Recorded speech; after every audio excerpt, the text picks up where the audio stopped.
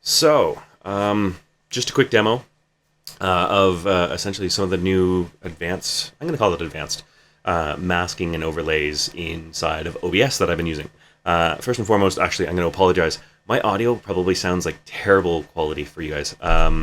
The sound in here is pretty loud. In fact, I've got the ATEM and an X32 rack, just fans spinning away. I've turned my fan off. It's finally hot here in Toronto, but there is a bit of a noise, so I am running a gate and compression into this. Audio should be fine. At least you should be able to hear me, but just keep in mind, I probably sound super out of breath. I'm normally not on conference calls. I'm normally the guy in the control room, so I'm not too worried about it on the long term, but just be aware. I know audio sounds terrible. That being said, let's dive into this. So I have an OBS document set up here. If I go to screen sharing here, you can see obviously all of the scenes set up for it. Quick little note, I am actually going through most of the stuff here. Scenes as sources, it's a bit of a mess right now, still building up the document and all the different brands, but the intent is obviously to build this out just for my own purposes. This is not a client project, it's only my own, but I wanted to go over some of the layers. So what am I talking about? Essentially, I have like a brand that I'm trying to build out, including nice, super spacey type backgrounds and whatnot. If I go to just background here, everything is built off of essentially this type of look. Vector lines, the globe, that type of thing. It's just a super fanciful animation. Obviously, being space theme stuff, I'm really super into. So I wanted something obviously to reflect that type of thing. So yeah, these are the types of things that I have been working on. If I go and I take a look at the type of things that I can do, if we're running camera only here, I can do things like toggling a lower third. And what it's doing is it's actually using that animation right there, and then little animation here. So all I'm doing really is adding like a web view into this. So in fact, if I go and I select this one here, you can see just a simple type of, let's see, screen sharing. It's just a simple bug here, or sorry, lower third, essentially on the left-hand side here, which has a bunch of different stuff in it. You'll see that I've actually got a blurred background and a regular background here that I can use in this. So if I jump back into this, obviously that's the unblurred one. I can hide that one and then bring it back again. Essentially, just that's what it's using as it's doing it. So in order to do that, I actually have both a background layer and then another background that is bringing that in, but it's blurring it on that same thing. Kind of easy to do, but this just lets me have those two different types of inputs. I also have my own camera that is blurred and a version of it as well that's colorized as well. And the reason I have that is because I have this screen. So this is kind of like my background, hey, be right with you, or if I need to go up and get a drink or whatnot, I can send this through, and it lets the people know it's like a be right back you see on like Twitch and whatnot. Yeah, so this is basically a compound image of all kinds of different things. I can move around. There's still some background. I can toggle my mic to be on and off at this point as well. But it just gives some form of action on the screen just so that people know, hey, I'll be right with you. Everything is driven for that one there actually by a dynamic script. So if I say, welcome, right, and save this down, everything gets replaced. Obviously the masking happens and the message happens. So that is just super simple to do. Be right with you. Yeah, save that down, pops up, great. How this is essentially built is we'll break this down here. We obviously have our message here, kind of a simple layer here, and we have the primary background. That primary background is just the layer itself. Where the magic happens really is this. What I have is a transformed group here that has been cropped down to the size here. So if I wanted to, technically speaking, I could bring that up and just adjust the height wherever I needed to for that. And it blocks off everything. But it's composed of a lot of different layers. Obviously, first being a blurred background, right? So there's my blurred background. And then there is just that camera that has the color and the blur applied to it. If I wanted to, I can actually, you can kind of see it here. If I switch over to it, you can kind of see this where there is a blur except for where the mask is. And how that's ending up happening is I'm actually going and I'm saying, great, go into this, and under the filters, I'm actually using a dynamic mask on that of that same layer, right? So that's how I'm doing that. The really fun thing is when you start playing around with more than just, hey, cool, take this dynamic mask and take the opacity of this, right? The alpha pace, you're saying that base alpha is 1, and then if there's alpha in that dynamic layer, right, use that as like a negative, right? So this is like a reverse mask, essentially, is what I'm doing. And yes, I know I have -2. -1 works just as well. I kind of did overkill. Doesn't really make a difference. But yeah, -1, sure. Oh, I probably just undid what I wanted to do here. I'm adjusting all those different colors, whatever. Alpha is -1. There we go. That's just a basic mask. What the real fun part comes down to is this one. So this one here has a bunch of different things. Primarily, this whole alpha mask here. This one single piece is where this animation lays, right? So I have a multitude of animation coming in, but this animation is also masking, and there's also transparency to it. So if I go and I say, take you, and I'm going to say the browser overlays. Browser overlays itself is essentially just a scene that itself has, I believe it's a filter I have set to this. So if I go to filters here, keep this in it. Filters, I have a dynamic mask set to using the input source of the actual source in the scene.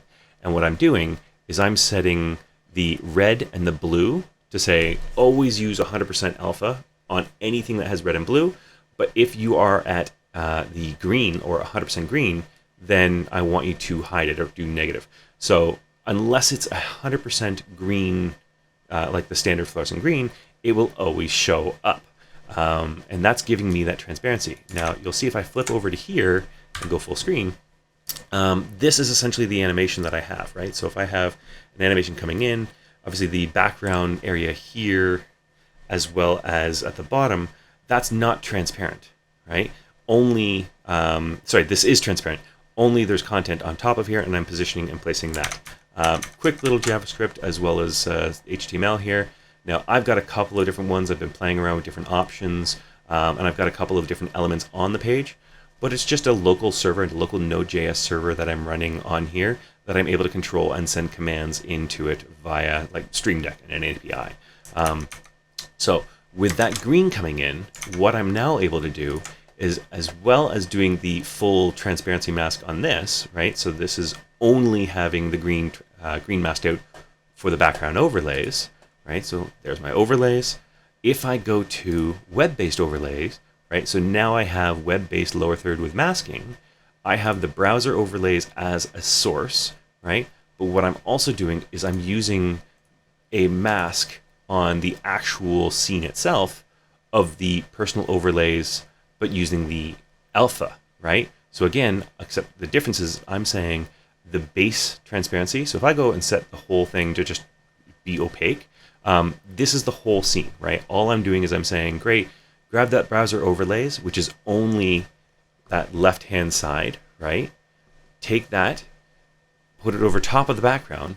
But what I want you to do is I want you to set it to completely invisible, except for when there is alpha or any type of thing on that same source, right? That personal overlay source.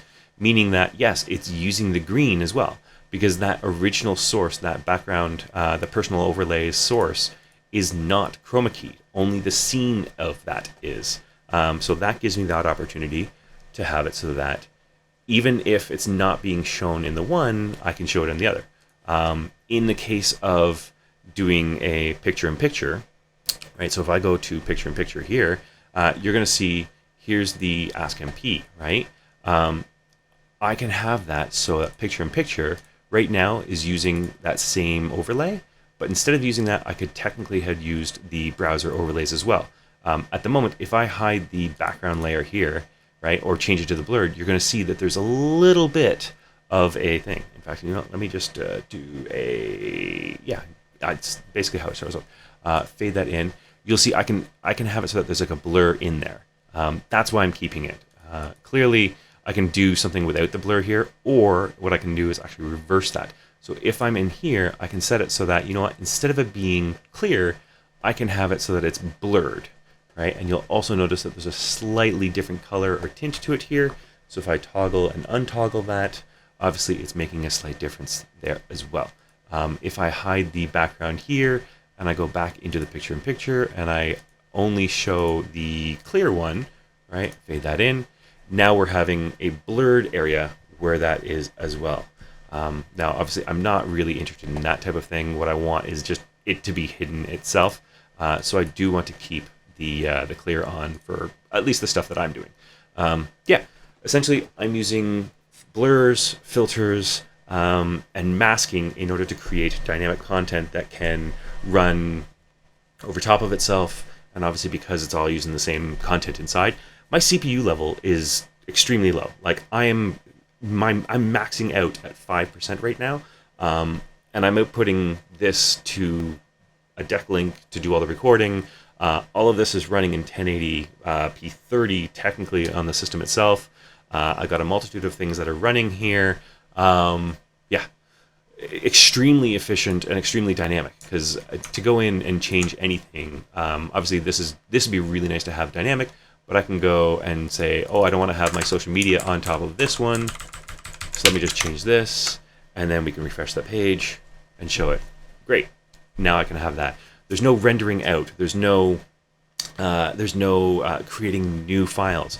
If I was using Titler Live, I'd need to great, change that configuration, click on save. Now it has to go through, re-render all that stuff out, which can take time, CPU, and a huge load. This is just web overlays that are using internal masks that can easily run a multitude of different things. Yeah, good content. And the great thing is like you can see there's actually a transparency within the background there as well, because I've changed the opacity of that. Something that, again, I'd need a ProRes file in order to do if I was doing anything else. So yeah, that's a quick high-level overview of what I've been working on for it.